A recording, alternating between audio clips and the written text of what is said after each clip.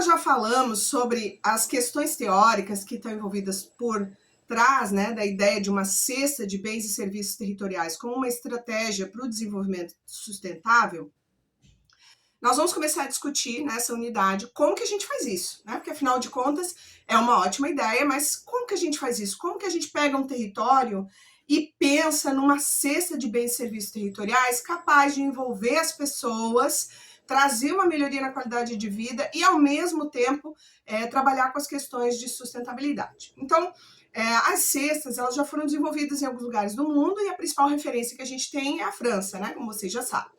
Então, nós vamos trazer para vocês agora, não só eu, né? Vários professores vão trazer para vocês agora algumas estratégias, alguns procedimentos metodológicos e algumas ferramentas que podem ser utilizadas para a gente constituir uma cesta dentro de um território, sempre com ênfase, com foco na questão da sustentabilidade. Então, uma primeira coisa que a gente se pergunta quando a gente começa a pensar numa cesta é, afinal, né, o nosso território ele tem recursos que podem compor uma cesta? Os recursos, quando a gente fala dos recursos, a gente está falando de bens, né, de produtos ou de serviços.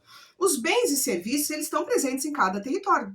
Isso não tem como negar, né? Todos os territórios têm bens e serviços que podem ser organizados e oferecidos coletivamente. Porém, a questão da cesta tem a ver com a especificidade, tem a ver com algum tipo de diferencial. Esse diferencial, na produção de bens, por exemplo, ele pode ter a ver com a forma como esses bens são produzidos, é um saber fazer local, esse bem ele é produzido de um jeito que não é mais produzido em lugar nenhum, ele tem a ver com a história, com a cultura local, que desenvolveu uma estratégia de produção de alguma coisa que é única, ou não, ou ele é produzido de uma forma genérica, como acontece em vários outros territórios também. Então, esse é um ponto que a gente precisa entender. E o outro ponto é a forma como a gente se relaciona com o nosso mercado consumidor. Então, esse bem ou esse serviço, ele é acessado por que tipo de consumidor? É um consumidor local? As pessoas vêm de fora para consumir esse bem ou consumir esse serviço? Como é que a gente acessa esse consumidor? Existe uma relação próxima ou é uma relação genérica também, como acontece com muitos outros produtos? Então, a primeira etapa para a gente constituir uma cesta é a gente fazer um inventário, né? Fazer um inventário de que recursos existem no nosso território, quais deles são específicos e quais são genéricos. Depois, a gente pode entender, a partir de uma coleção de recursos que existe naquele território, quais deles a gente vê um potencial de valorização, quais deles têm especificidades na forma de produção ou na forma de comercialização que podem colocar ele numa posição diferente, fugir realmente da concorrência global, né?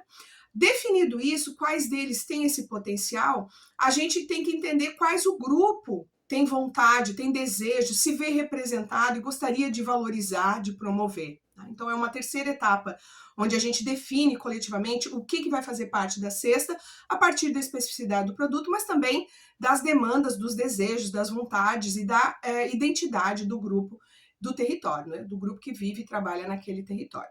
Aí sim a gente desenvolve um projeto, né? Pode desenvolver um projeto para valorização desses recursos, para construção desses recursos como ativos territoriais, para daí começar a pensar na cesta como uma estratégia econômica para o desenvolvimento sustentável, certo?